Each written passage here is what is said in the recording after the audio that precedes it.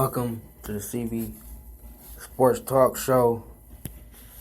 Yours, the one and only Carlos Vernon. We're recording to you live from Cleveland, Ohio. It's a very nice day today. I'm gonna get into a little bit of Kevin Love and how important he is to the Cavs and what he brings to the Cavs. We're gonna talk about the Tribe. They had a tough loss last night. And I'm going to get into the AFC East preview of the New York Jets. So let's get this rolling. The reason why I want to talk about Kevin Love is because people think that it's that easy to, give away a player like that to try to get another all-star. But if you lose one star, you gain one all-star. You're not winning. So my thing is with the Cavs, they have to realize what Kevin Love brings to the Cleveland Cavaliers. His defense is suspect. We always know that. We already know that. All through his career, his defense always been suspect.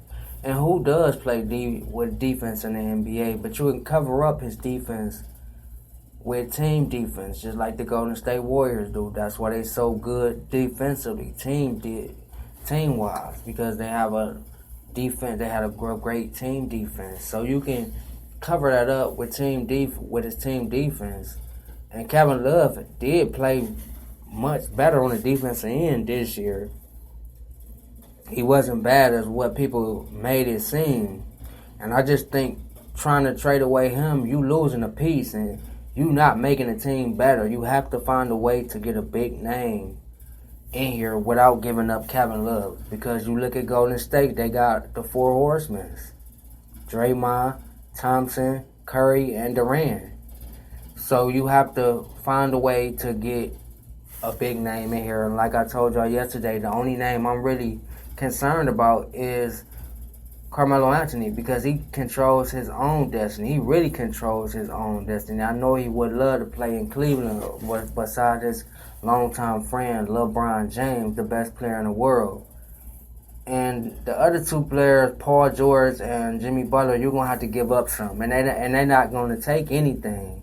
So at the end of the day, you have to hope that Carmelo Anthony want to get brought out, because he got that trade clause and that he got that no trade clause, and that's what's really helping him with the leverage and the situation between him and the front office. So hopefully if the front office can buy him out, and the Cavs with about $10 or $15 million in cap room this year, which is not that much, they can hopefully get him on a veteran minimum salary to come along and play with LeBron James, Kyrie Irving, and Kevin Love. I think that'll be that'll be the best fit. I know y'all gonna say defensive wise, but if you playing good defense, good team defense, they cover up all your flaws, and you will have a lot of scoring out on the floor that can match up with Golden State. And Kevin Love is such of an important piece, because with LeBron and Kyrie being two dominant ball players, they love a stretch four. You have to have a stretch four in the NBA in order to basically win an NBA title. You look at Draymond Green, he's a stretch four. He can shoot the three, he can shoot the mid-range game, he can take you to the hole. And that's what Kevin Love do. He can shoot the three, he got a great mid-range game, he got a post game, and he can rebound his butt off. So you losing a viable piece with trading Kevin Love, because he's going to get you 11 rebounds, and now he's going to get you close to 20 points. He's going to get you a couple assists. You cannot afford to lose that if you want to keep up with the Golden State Warriors. So I just think Kevin Love is a very, very important piece, because it actually helped LeBron, because you can run a 1-4 pick and roll. You can run a 1-4 pick and pop. I mean, when LeBron driving kick, he can look for Kevin Love. And if you trade him, you don't have that. And most importantly, his rebounding. Kevin Love rebounding is very underrated ever since he been in Cleveland, because he haven't been putting up those big numbers that he have when he was with Minnesota. But you can't deny him. He's a top 5 rebounder in this league. He always have and always will be. And I just think that stat is underrated, because he played for the Cleveland Cavaliers. So at the end of the day, Kevin Love needs to be on this team next year for the Cavs to win an NBA title. It's just that plain and simple. They cannot win the NBA title without Kevin Love not on his team. You losing a lot. And he actually sacrificed a lot, and that's what people got to understand. Sacrifices is not easy. Being a third option is not easy. Coming from first to the third option is not easy. He sacrificed a lot, points-wise, getting touches-wise, and most importantly, character-wise, because he's not the man. In Minnesota, he was the man. So you have to give credit to Kevin Love for coming in here, playing his role, and playing it very well. I don't think anybody else you get in here can play it better than Kevin Love, because he would do anything for the team. As you can see last year when they won a championship, he did any and everything for that team. Even when he wasn't scoring, he was playing defense or getting a rebound or getting key stops. So Kevin Love is a big piece to this team. I don't think they need to touch their big three in order to get a big name in here. If they do, I will not touch Kevin Love. He got too much arsenals in his game for the Cavs to be giving away. And if the Cavs give away him for either Jimmy Butler or Paul George, they're not getting better. Because you got to figure, a player coming in here, you can't do what Golden State did. It's just Golden State had the best fit for Kevin Durant. But a player coming in here, Kevin Durant still had to adjust. They had some ups and downs in the season before Kevin Durant got hurt. I actually think Golden State was better when he was hurt. They went on a 13-0 run. A 13-game winning streak. So it's not going to always be what Golden State did. That's rare. And the Cavs picking up either Jimmy Butler or Paul George, they have to adjust, and you have to need time and at least take a year. So I think you keep Kevin Love. If you can get Carmelo Anthony, you get him. If you can't, you clear the bench out. You keep this team together and try to get some good veteran players that want to come to Cleveland, because other than that, you're going to have to give up something to get something. That's what people don't understand. And Tristan Thompson is a viable piece to this team. So the Cavs have to realize that Kevin Love is a very, very viable piece to this team. They won the NBA championship with him. I'm pretty sure that LeBron knows that. Pretty sure that LeBron will let Dan Gilbert or whoever come in at the GM, whether it's Chauncey Billups or whoever, that Kevin Love is a viable piece. I don't really want him to leave, and I don't think he will be leaving no time sooner. And so until the time being, we have to appreciate Kevin Love of what he brings to this team each and every day. His scoring, his rebounding, and his defensive effort is priceless. You can't deny it. He's a ball player. He sacrifice anything for this team to win the NBA title. So we have to realize Kevin Love is a very, very viable piece to this team. Now let's get into some trial. The Indians with a tough loss last night, 6-5. Manny Machado, another big game. He had 2 home runs, 4 RBIs. He killed the Tribe. He really was the game. They was down 5-2 in the bottom of the 5th, and 2-1 to hit a 3-run homer, and that turned the game around. That was a momentum swing. But the Tribe played good last night. It's just they made a few mistakes. Tomlin left, leaving the ball out over the plate, and good hitters take advantage of that. And that's just what happened. Offensively, the Tribe, they started struggling during the late game last night.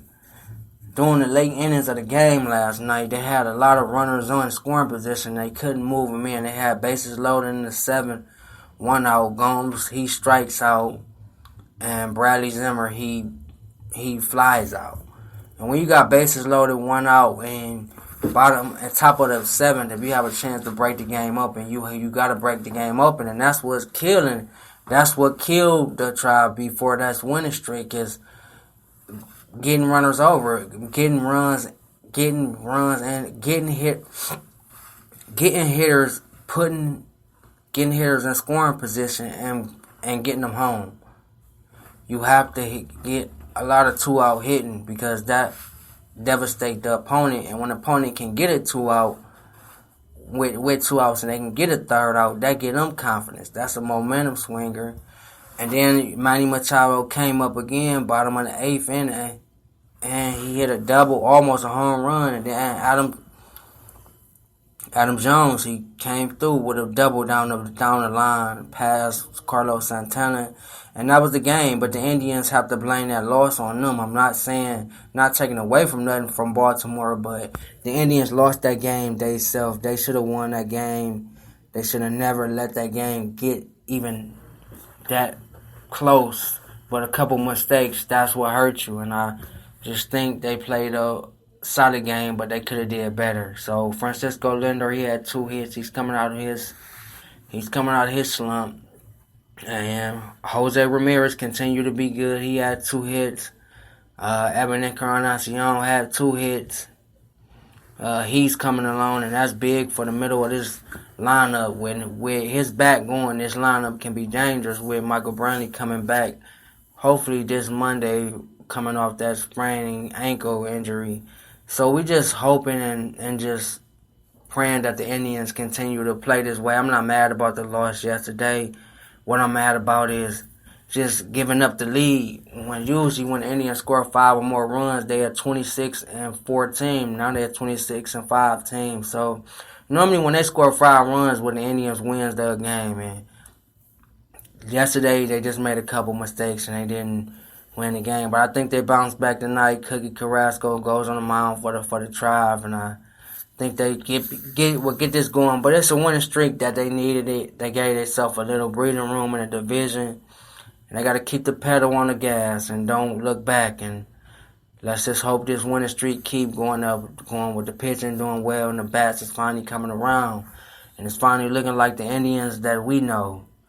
So hopefully the Indians continue this into the All-Star break and hopefully have some gap by about time the All-Star break comes next month. So I'm not too much worried about the Tribe. What they're gonna do what they do. They're gonna win that division. It's just when they gonna break out and bust this division open, and it's just a matter of time. It could be sooner or later. So this team has been playing great, and I'm just very, very confident that this team will win this division.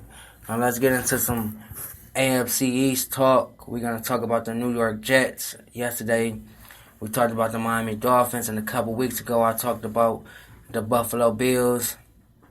Now the New York Jets, they had an interesting draft. Actually, they had an excellent pick. I think they picked the best player in the draft. It's the player who I wanted. And their first round pick was a great pick. A pick that you would have took in any other draft, top 3. But this draft was based on needs, so that's why he didn't go top 3. Jamal Adams, safety out of LSU, he easily could have been the best player in this draft. And he's just a all-around ball player. I mean, he can do it all. He's 6 foot, 214 pounds. He's bigger, faster vision than the safety that now the Cleveland Browns got, Calvin Pryor. And he had 7.5 tackles for loss last season.